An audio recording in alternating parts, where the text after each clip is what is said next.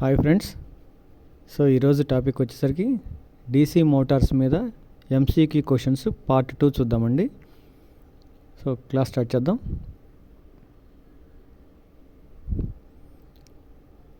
Which DC compound motor is operated at constant speed under varying load.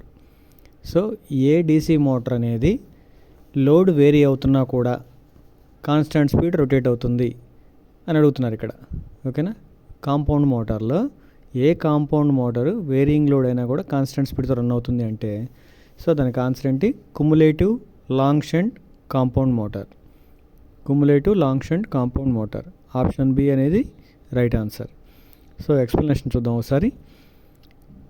So ఈ cumulative compound మోటార్కి it has high starting torque and has varying speed with limits. That is it has self-adjustable speed with changing the load.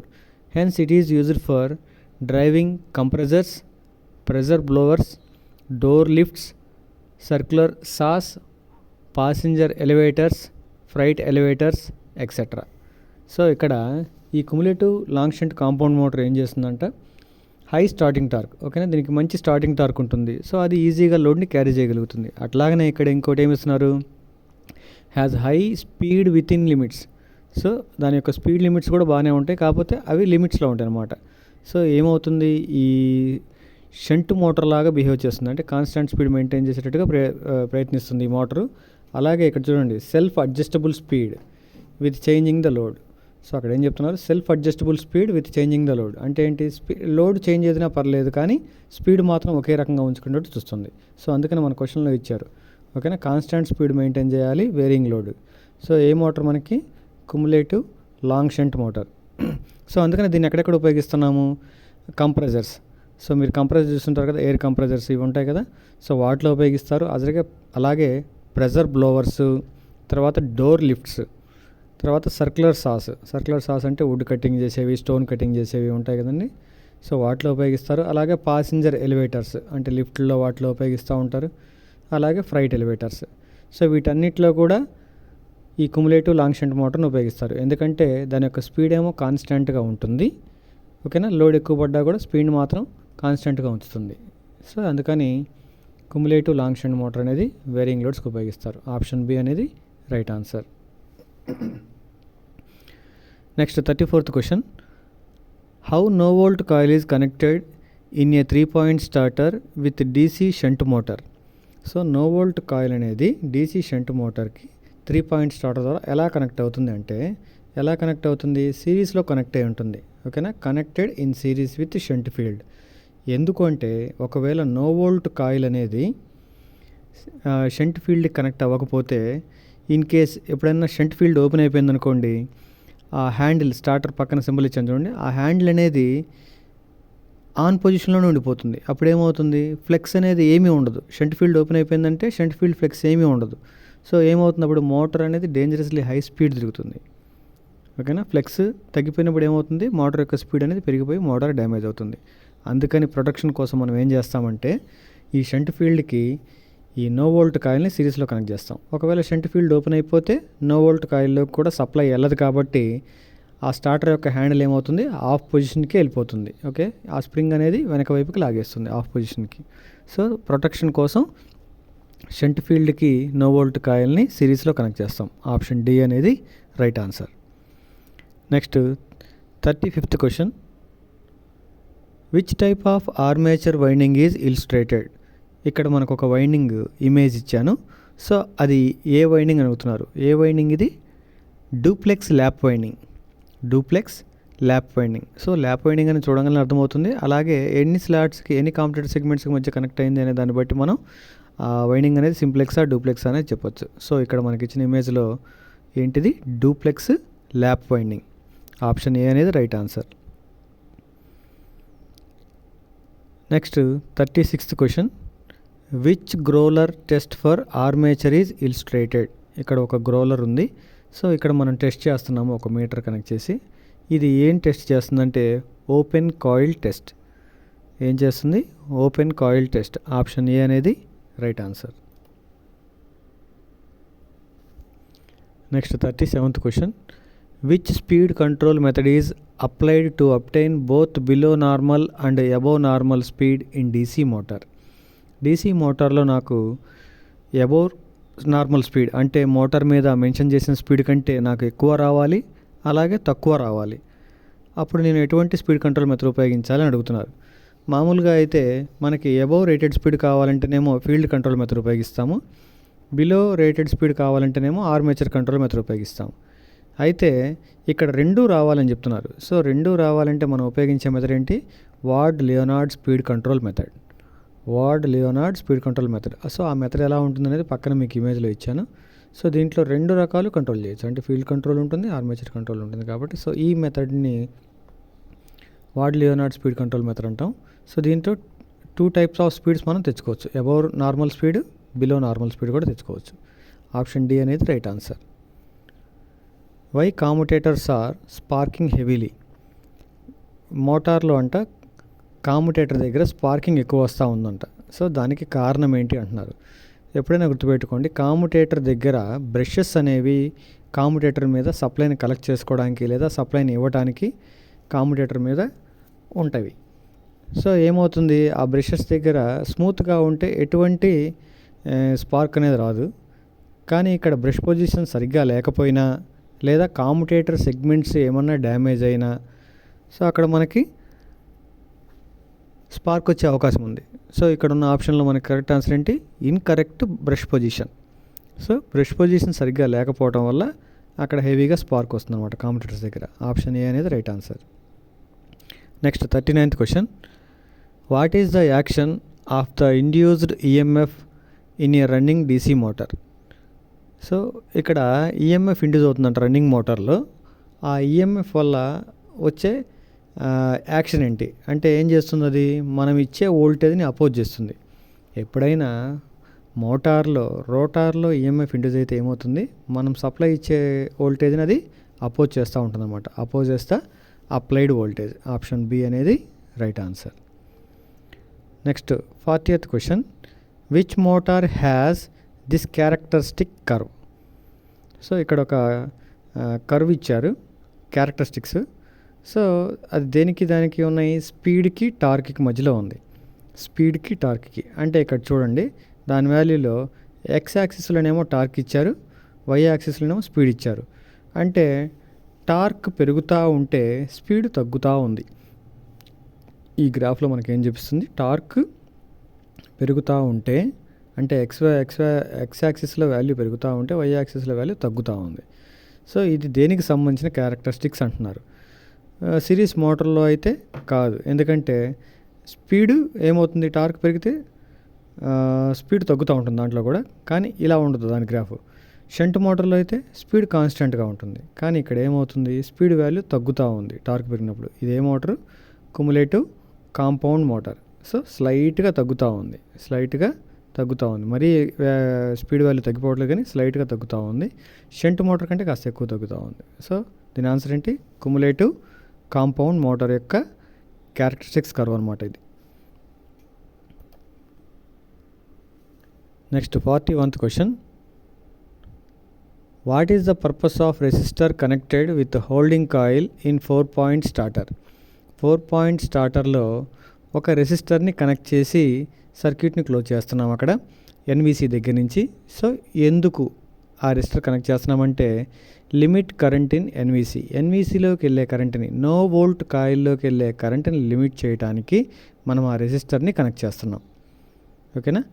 No volt కాయిల్లోకి వెళ్ళే కరెంట్ని limit చేయడానికి మనము ఆ రెసిస్టర్ని connect చేస్తున్నాం. So 4-point స్టార్టర్లో మనకి 4 terminals ఉంటాయి కదా. సో ఆ 4th టెర్మినల్ని మనం ఒక రెసిస్టర్ ద్వారా సర్క్యూట్ని క్లోజ్ చేయడానికి ఉపయోగిస్తాము. అది నో వోల్ట్ కాయిల్ నుంచి వస్తుంది కాబట్టి నో వోల్ట్ కాయిల్, ఒకవేళ ఆ రెసిస్టర్ లేకపోతే ఏమవుతుంది, నో వోల్ట్ కాయిల్లోకి హెవీ కరెంట్ వెళ్తుంది.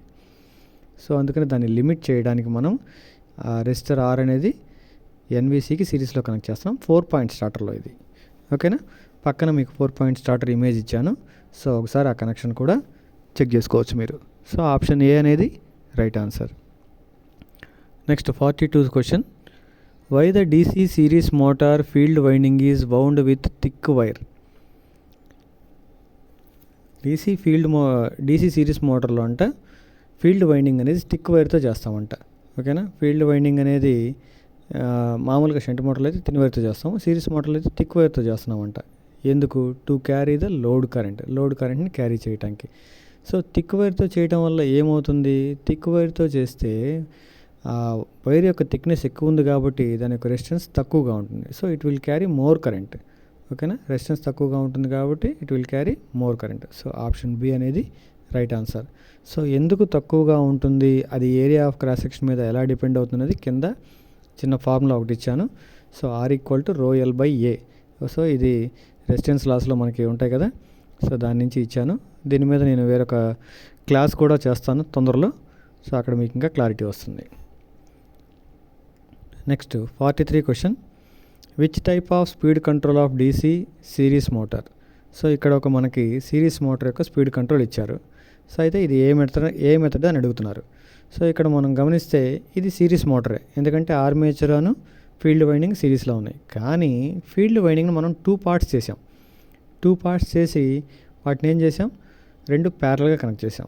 సో ఈ మెథడ్ పేరేంటి? Field parallel method. ఓకేనా. దీంట్లో మనం 2 రకాల స్పీడ్ తెచ్చుకోవచ్చు. ఓకేనా, ఈ ఫీల్డ్ ప్యారలల్ మెథడ్తో మనం 2 రకాల స్పీడ్ తెచ్చుకోవచ్చు. సో ఆప్షన్ ఏ అనేది right answer. Next, which type of DC motor is suitable for shearing machines. Shearing మిషన్స్లో మనం ఉపయోగించే మోటార్ ఏంటి అంటే కుములేటివ్ కాంపౌండ్ మోటార్. ఎందుకు షేరింగ్ మిషన్లో కుములేటివ్ కాంపౌండ్ మోటార్ ఉపయోగిస్తున్నామంటే, షేరింగ్ లోడ్స్ అంటే ఏంటంటే ఈ లోడ్ ఒక్కొక్కసారి ఉంటుంది దీని మీద, ఒక్కొక్కసారి అసలు ఉండదు లోడ్. అంటే ఏంటి? ఇంటర్మీడియట్ లోడ్ అంటాం. అంటే లోడ్ ఒక్కొక్కసారి ఉండొచ్చు, ఒక్కొక్కసారి ఉండకపోవచ్చు. సో అటువంటి వాటికి మనం షంట్ మోటార్ ఉపయోగించలేం కదా. షంట్ మోటార్ ఎక్కడ ఉపయోగిస్తాం మనము? కాన్స్టాంట్ స్పీడ్ అవసరమైన చోట ఉపయోగిస్తూ ఉంటాం. ఓకేనా. సిరీస్ మోటార్ ఎక్కడ ఉపయోగిస్తాం? ఎక్కడైతే మనకి హై స్టార్టింగ్ టార్క్ రిక్వైర్మెంట్ అవసరం ఉందో అక్కడ మనం సిరీస్ మోటార్స్ ఉపయోగిస్తాం. సో ఇక్కడ కుములేటివ్ కాంపౌండ్ మోటార్ ఎక్కడ ఉపయోగిస్తాం మనం జనరల్గా అంటే 2 రకాలుగా ఉండాలి. అంటే ఏంటి?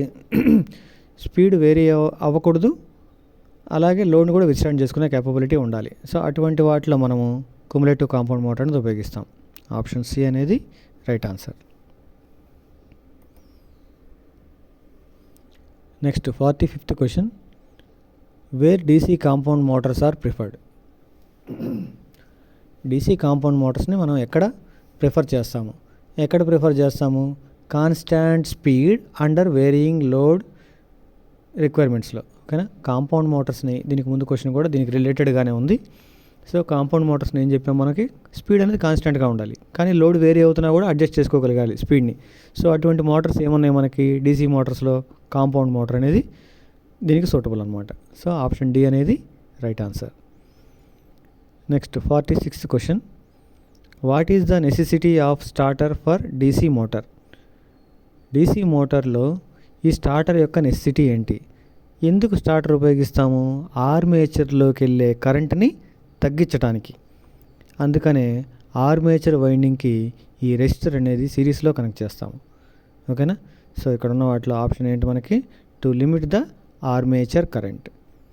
దానికోసమే మనం స్టార్టర్స్ అనేవి ఉపయోగిస్తాం. ఆప్షన్ డి అనేది right answer. Next 47th question, which type of instrument is used to test the armature winding. Armature వైండింగ్ని టెస్ట్ చేయడానికి ఉపయోగించే ఇన్స్ట్రుమెంట్ ఏంటి? గ్రోలర్ అనేది ఆర్మేచర్ వైండింగ్ని టెస్ట్ చేయడానికి ఉపయోగించే ఇన్స్ట్రుమెంట్. ఇది కూడా మనకి రిపీటెడ్గా వచ్చింది క్వశ్చన్. అంటే ఇది ఇంతకుముందు ఎగ్జామ్స్లో ఇచ్చిన క్వశ్చన్స్ని, కొన్ని ఇంపార్టెంట్ క్వశ్చన్స్ని సపరేట్గా తీసి మీకు ఎక్స్ప్లెయిన్ చేయడం జరుగుతుంది దీంట్లో.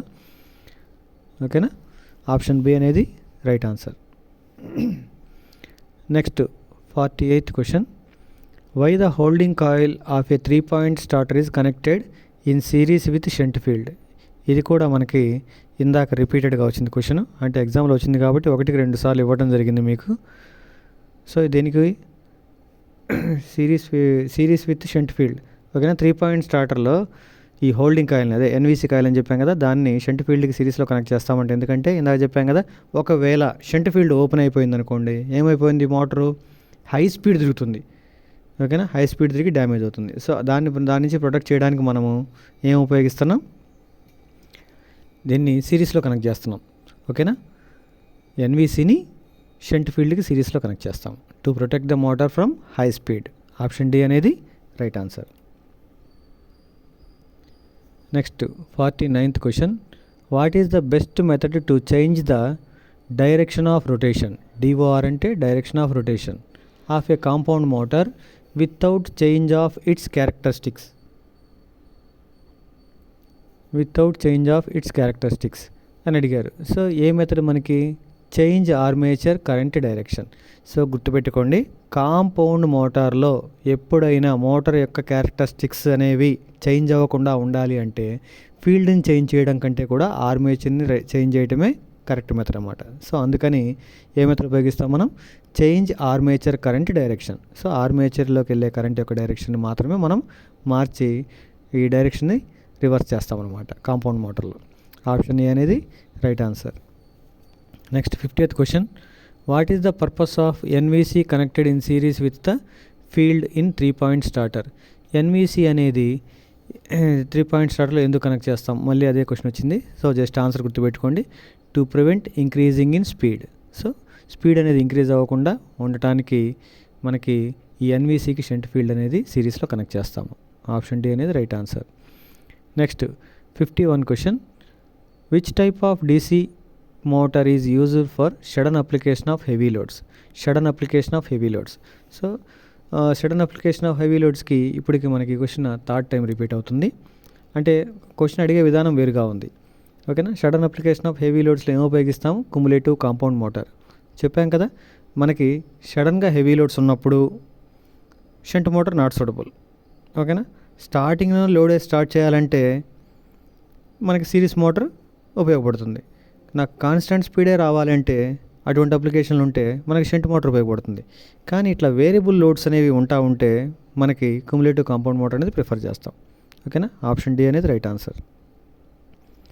Next 52 question, which speed control is used in food mixer Motors. So food mixer Motors అంటే మిక్సీస్ మన ఇళ్లలో ఉపయోగిస్తాం కదా, దాంట్లో మనం ఉపయోగించే స్పీడ్ కంట్రోల్ మెథడ్ ఏంటంటే series field tapping methods. Series field tapping methods. So మీరు అక్కడ చూస్తే 2 పోల్ వైండింగ్స్ సపరేట్గా నేను ఇమేజ్ ఇచ్చాను, క్వశ్చన్లో అయితే లేదు, నేను సపరేట్గా ఇస్తున్నాను ఇవి. సో దాంట్లో మనం ఏం చేస్తున్నాము, ఒక వైండింగ్ని ఏర్పాటు చేసి ఆ వైండింగ్లో ట్యాప్లు, ఓకేనా, ఒకటి స్టార్టింగ్లో, ఒకటి మిడిల్లో, ఒకటి ఎండింగ్లో ఇచ్చినప్పుడు సో మనకి డిఫరెంట్ స్పీడ్స్ అనేవి తెచ్చుకోవడానికి అవకాశం ఉంటుంది. సో లో, మీడియం, హై స్పీడ్స్ అని మనం మిక్సీలో కూడా అడ్జస్ట్ చేసుకుంటాం కదా. సో దాంట్లో ఉపయోగించే మెథడ్ అంటే సిరీస్ ఫీల్డ్ ట్యాపింగ్ మెథడ్ అనేది ఉపయోగిస్తాం. ఓకేనా, ఫుడ్ మిక్సర్స్ లేదా మిక్సీస్లో మనం ఈ మెథడ్ ఉపయోగిస్తాం. Next 53 question, which speed control system provides A smooth variation of speed from 0 to above normal. So 0 నుంచి అబోవ్ నార్మల్ స్పీడ్కి రావాలి అంటే దాని అర్థం ఏంటి, రేటెడ్ స్పీడ్ కంటే తక్కువ ఉండాలి అంటే 0 నుంచి రేటెడ్ స్పీడ్ వరకు తెచ్చుకోవాలి, రేటెడ్ స్పీడ్ నుంచి ఇంకా ఎక్కువ స్పీడ్ కూడా తెచ్చుకోవాలి. సో అటువంటప్పుడు నేను ఏ మెథడ్ని ఉపయోగించాలి అంటే ward Leonard speed control system అనేది ఉపయోగిస్తాం. సో ఈ మెథడ్ అనేది మనకి ఇది రెండోసారి రిపీట్ అయింది. సో పక్కన ఉన్న డయాగ్రామ్ చూస్తే మీకు చక్కగా అది అర్థమవుతుంది, వార్డ్ లియోనార్డ్ సర్క్యూట్ అనేది ఎలా వర్క్ అవుతుంది అనేది.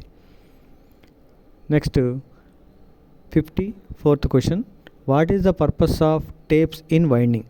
సో వైండింగ్లో మనకి టేప్స్ ఎందుకు అని అడుగుతున్నారు. ఎందుకు టేప్స్, మనం వైండింగ్ అంతా కంప్లీట్ చేసిన తర్వాత ఆ వైండింగ్ అనేది హ్యాంగ్ అవ్వకూడదు, బయటికి రాకూడదు. సో దాన్ని కరెక్ట్గా వ్రాప్ చేయడానికి, ఓకేనా, కండక్టర్ని గట్టిగా పట్టుకొని ఉంచడానికి ఈ టేప్ అనేది మనం వ్రాప్ చేస్తాం. సో ఆప్షన్ సి అనేది right answer, wrap the conductors. ఓకేనా, కండక్టర్స్ని వ్రాప్ చేయడానికి ఉపయోగిస్తాం. Next 55th question, which type of DC armature winding the front pitch is greater than back pitch. So A DC armature వైండింగ్లో front pitch అనేది back pitch కంటే ఎక్కువగా ఉంటుంది, front pitch అనేది ఎప్పుడూ కూడా తక్కువగా ఉంటుంది.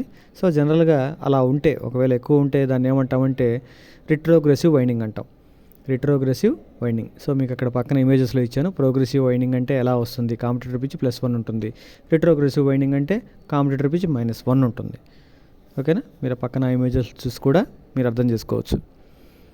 సో ఆప్షన్ డి అనేది right answer, retrogressive winding.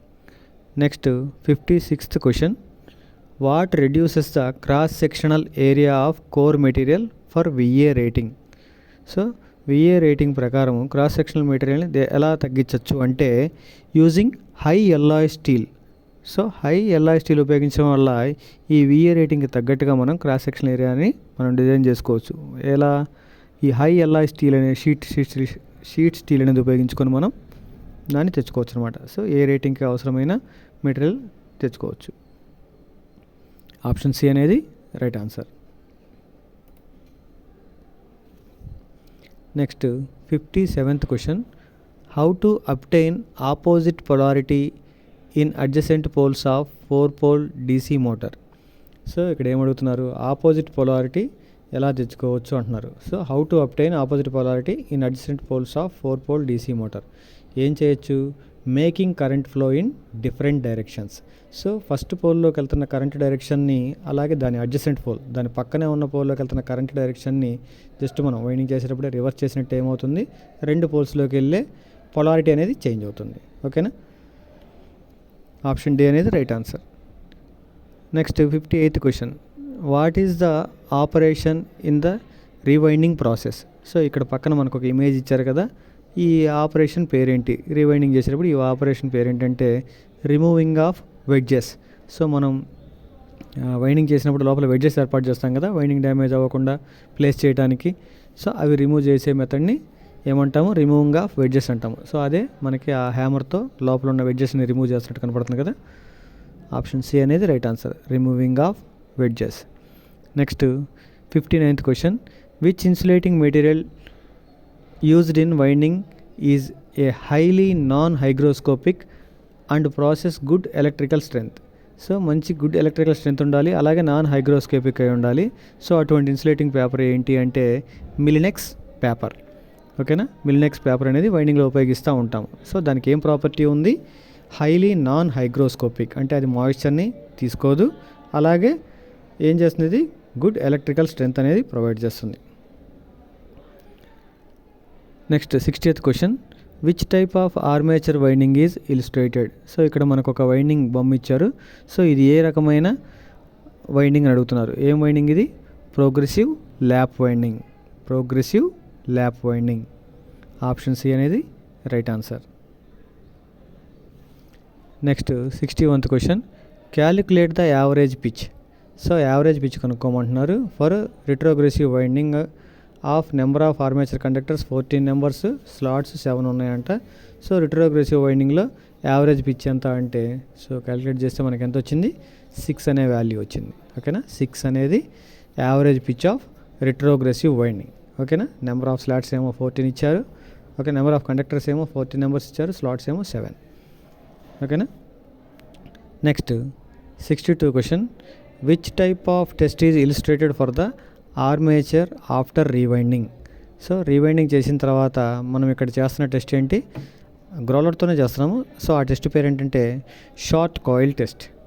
Short coil test. ఓకేనా? B, option B right answer, short coil test. Next, why the newly rewound armature must be preheated before వార్నిషింగ్.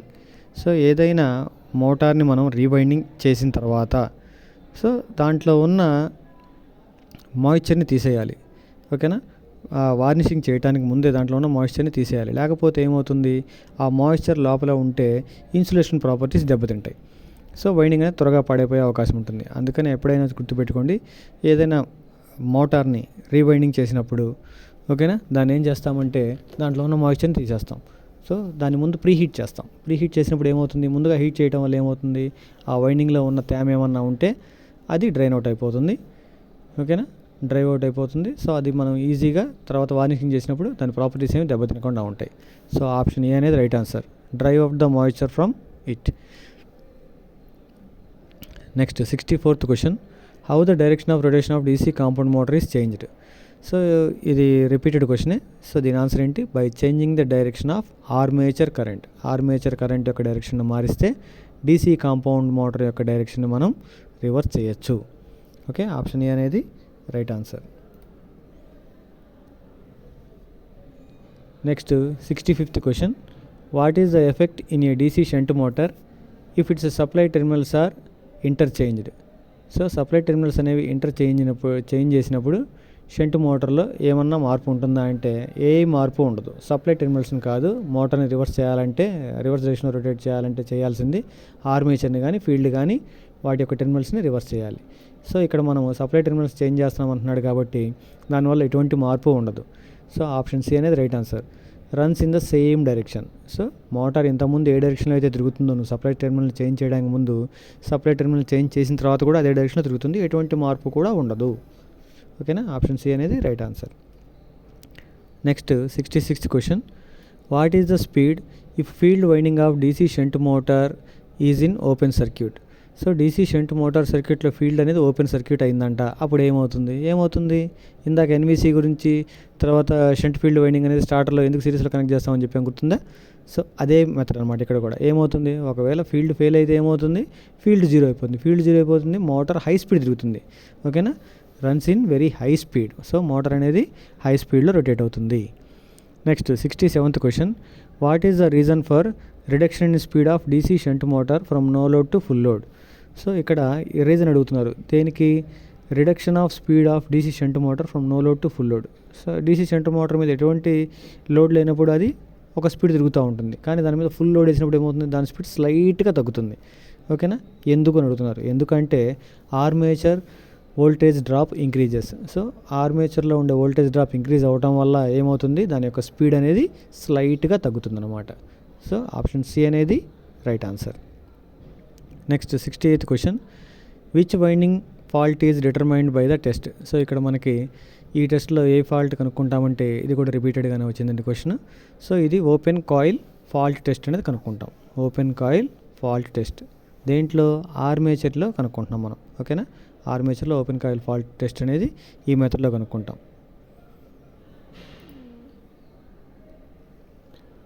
Okay, thank you for watching. So మరిన్ని videos కోసం AAK electric tech ఛానల్ని subscribe చేయండి. Thank you.